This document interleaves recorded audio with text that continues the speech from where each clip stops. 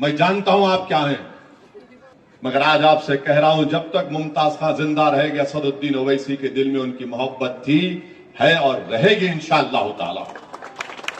چاہے کوئی لکھ لے، کچھ بھی کر لے، کچھ نہیں ہونے والا ہے۔ جب آپ کسی سے دوستی کرتے نا میرے دوست، تو اس دوست کی دوستی کے جو بھی کمزوریاں ہیں اس کو بھی آپ اپنا لیتے، صرف اچھائیوں کو نہیں اپناتے آپ۔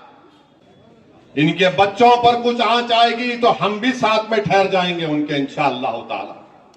دنیا یہ نہ سمجھے کہ ایم ایل اے نہیں ہے تو پھر ہم کچھ بھی کریں گے میرے بھائی۔ میں یہاں پر ممتاز خان کا بھی ذکر کرنا چاہوں گا۔ کل سے بےہودہ قسم کی افواہ کسی نے اڑا دی اور کسی اخبار نے لکھنا شروع کر دیا، ان کی تو پرانی عادت ہے، اخبار کالا کرنا ان کا مقصد ہے۔ مجلس کے تعلق سے جب تک کوئی جھوٹ نہیں لکھے ان کو رات میں نیند نہیں آتی۔ تو ایک نیوز لکھ دی ممتاز خان کے بارے میں، تو دارالسلام میں خان صاحب میرے پاس آئے اور بولے کہ اسد میاں میں نیوز دیا تھا، اخبار اعتماد میں چھاپے نہیں، میں تردید کرنا چاہ رہا تھا، آپ ذرا بولو اخبار اعتماد کو۔ تو میں ممتاز خان کا ہاتھ پکڑ کے بولا، خان صاحب 28 سال کا آپ کی میری دوستی ہے، کہ آج یہ دن آ گیا کہ آپ کو بتانا پڑے گا مجلس کے تعلق سے آپ کا موقف کیا ہے۔ میں نے کہا اگر آپ کا اور میری دوستی 28 سال کی اور زندگی بھر رہے گی تو کبھی آپ جواب مت دو ان تمام جھوٹی باتوں کا۔ اب ممتاز خان کا آپ انداز دیکھیں گے،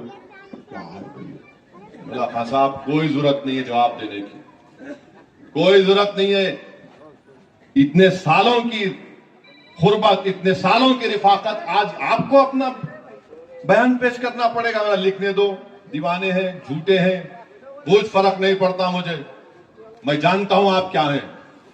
اور یقیناً ممتاز خان کے تعلق سے کہنا چاہوں گا کہ جب سالار پارلیمنٹ کا الیکشن لڑ رہے تھے، وینکیا نائیڈو امیدوار تھا، اس وقت ممتاز خان نے، کوئی ان کے پاس نہیں گیا تھا، ممتاز خان نے خود اپنے دوستوں کو، اور ممی صاحب گواہی دیں گے، سالار ملت کے لیے کام کروایا۔ پھر میں ان کے پاس گیا ملنے کے لیے، ہمارے شیخ حسن صاحب تھے مرحوم، پاشا جانتے ہیں، کاماریڈی میں ان کی بہت بڑی ہوٹل تھی، ان کے بیٹے کلیم کے ذریعے سے میری ان ممتاز خان صاحب سے ملاقات ہوئی۔ حشمت بینک کے مینیجر تھے، ان کے دوست تھے، ان کے ذریعے سے کئی بار میری میٹنگ ہوئی ان سے۔ بہت ضدی قسم کے آدمی ہے، سمجھانا پڑا ان کو، پھر اللہ نے ان کے دل میں بات ڈالی، وہ مجلس اتحاد المسلمین میں آئے۔ میرے عزیز دوستوں اور بزرگوں، میں تو صرف اتنا ہی کہوں گا، جو ممتاز خان کو چاہتے ہیں وہ قریب سے ان کو مجھ سے بہتر جانتے ہیں۔ ممتاز خان نے بڑی محنت کر کے آج اس مقام کو حاصل کیا۔